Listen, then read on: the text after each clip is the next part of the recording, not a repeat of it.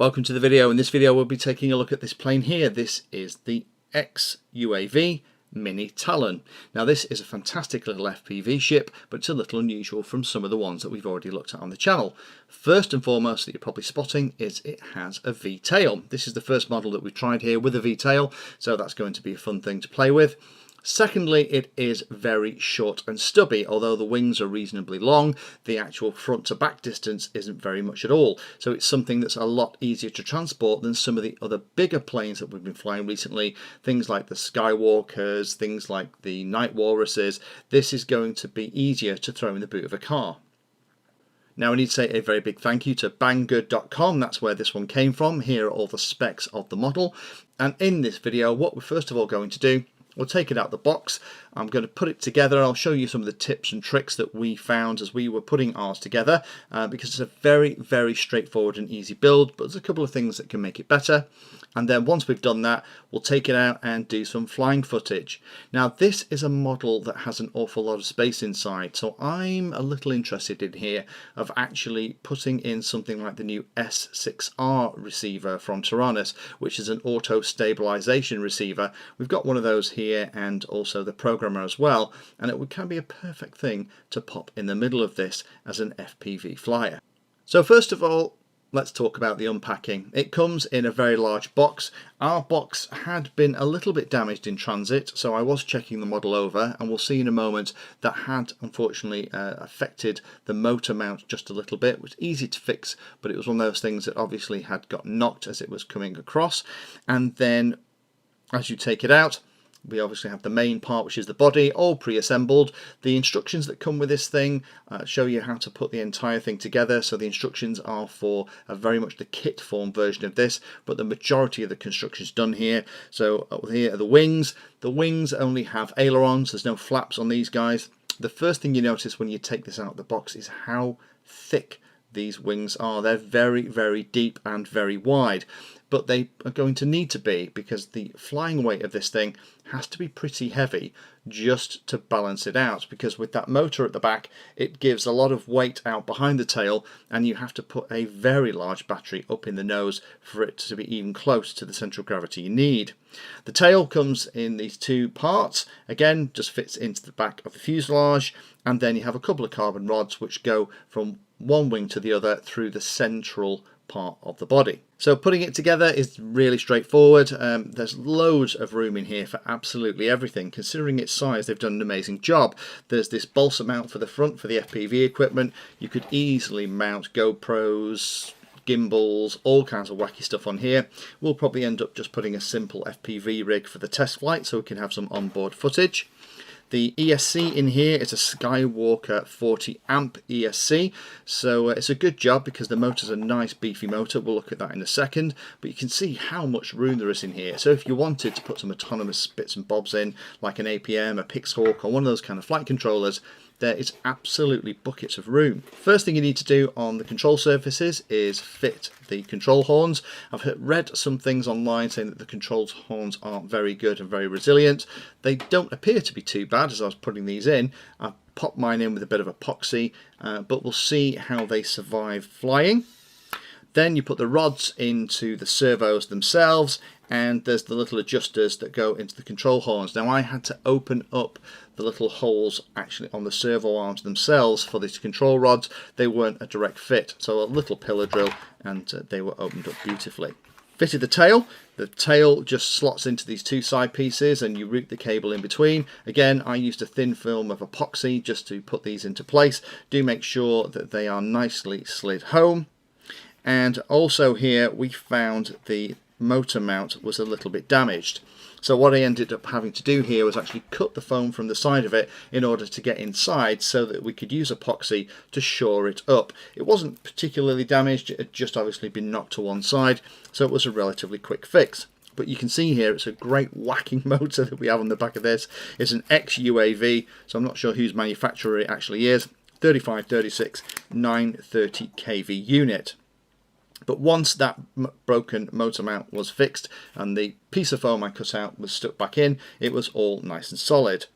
The only thing I've had to think about here is strengthening the cover. The cover that goes over the battery compartment is very big, gives you fantastic access to all the electronics inside, particularly over this back half piece. It's almost like it was designed to be a hinge, but it obviously isn't. So what we ended up doing here was actually inserting 3 balsa dowels just to provide a little bit of support, and also trying to pull this in and out of the model was a little bit more interesting. So we've done some modifications and we'll look at that next. So here it is, all built. It looks a lot bigger in the video than it actually is in real life. It's nowhere near as big as it looks in this, it's just the way that the camera makes it appear. So we've fitted a little FPV pod here at the front so that we can get some onboard video during the test flights. It's a little 1000 TVL camera. This one actually came from Banggood as well. Actually, we have a couple of these. They're really cheap and cheerful, but they're very, very good little cameras. The hatch modifications we ended up doing, so we have a couple of prongs at the front. Those are the ends of a couple of barbecue skewers. This is very flight test, this bit, and we've just cut those off and plugged those into the foam. They provide a nice secure fit for the front, so that slides in. Then we have these 3D printed tabs to actually pull the back and the sides away from the model. Now the hatch is quite a secure fit, to be honest, so it's not going to come undone on its own, but what we did do is we added a couple of neodymium magnets at the very back just to make sure that that hatch didn't pop up in flight. So with those things, it should make it easier to get the hatch closed and also to open it up for maintenance, swapping batteries, making sure that things have initialized properly without too much hassle. You can see the strengtheners here that we added to make sure that that flimsy piece had a little bit more rigidity. We've connected it up to a D4R2. We only need 4 channels here, so this one seems to be perfect for the job. There's a channel for the motor, a channel for the ailerons, which are connected with a Y cable, and that Y cable comes in the kit, and then we have 2 servos out there on each side of the V-tail, so it's 4 channels in total. And to get this thing to balance, we had to put a huge battery in the nose.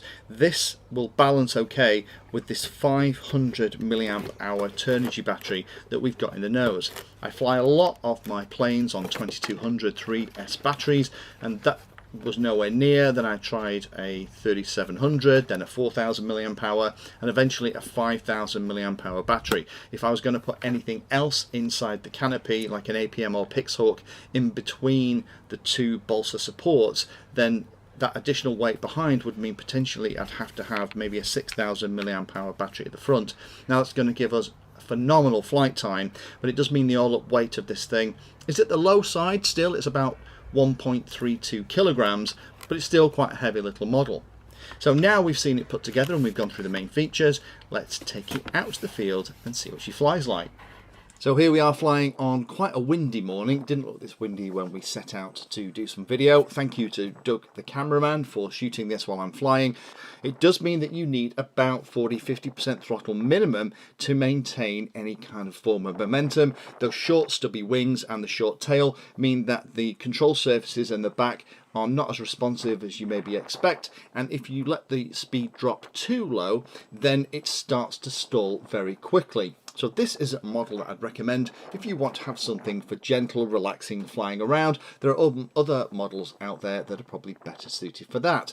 But if you're looking for something to put some flight controller technology in, or to put lots of FPV gear in, or something that will take lots and lots of battery and be able to travel great distances, then this is definitely something to look at. The other challenge that I'd mention is when you're coming into land is you do need to maintain that speed and watch that you're coming in perfectly straight. We took the rear balsa wood dragger off the model, it just completely pulled it out, so we're going to make a replacement one out of foam board and make it almost like a sacrificial part, because once that piece is missing, the last 3/4 of an inch of the edge of the blade do catch the ground. So in summary, this is definitely something to have a look at if you're looking for kind of a UAV style aircraft that's going to be short and easy to transport. Definitely need to maintain the throttle at a decent level. For me, 45 to 50% throttle kept it moving nicely through the air, but it wasn't one of those things that you could float by yourself. I was playing with the wind a little bit in the video that we just saw. So in summary, this is a model to consider if you want to build a kind of UAV, have lots of battery and go for distance. It's very easy to transport due to its smaller size, but with the stubby wings and the shorter tail, the flight characteristics are a little bit different from some other models that you may have flown, unless you've tried this very small compact V-tail before. So if you get one, do make sure that you keep that throttle up about 45–50%, watch those approaches and watch that all up weight, because in these windy conditions this model was flying beautifully and penetrating that wind, but the challenge is that when it comes into land it's like landing a brick, and you have to watch the approach speed, because if you let it fall too much then it'll tip stall on you.